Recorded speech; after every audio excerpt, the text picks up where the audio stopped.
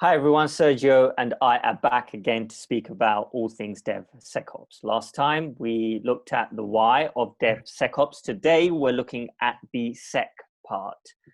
Sergio, how's it going? It is going very well, Jamil. Thank you. And you? Yes, great, thanks. So we know security is a big part of DevSecOps. Otherwise it wouldn't be a thing, right? That's what the sec is and how it is different from, say, DevOps. So can you talk a bit more about that, please? Yes, of course. So firstly, what it is really important is security. It is very important to build great products. Why? We all are aware of the latest hacks and data breaches and how badly that can affect to end users and citizens, but also to companies building those products.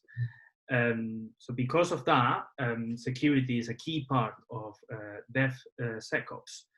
And it's about building secure products that are not gonna provoke data breaches or cause reputational damage.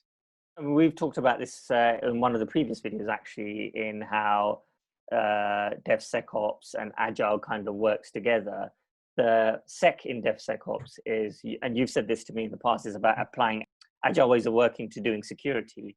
Can you go into a bit more detail about that? Yeah, absolutely. So traditionally, the way to do security was more in an isolated way. There was a separate security team. Many things were left to the end of the development life cycle. And there were sometimes nasty surprises at the end that provoked delays. And to be fair, it wasn't the best way to protect in terms of security the products, because it was looking at the product more from an external point of view, and they had longer cycles, which, considering the attackers nowadays and the different attacking vectors, it wasn't, in my opinion, the best way to do that. So the sec in DevSecOps is about embedding that security within the Agile team itself, the people who is actually building the product. Instead of having just an isolated group of people looking at those things, increasing security awareness across the whole team, and making everyone understand that security is everyone's responsibility.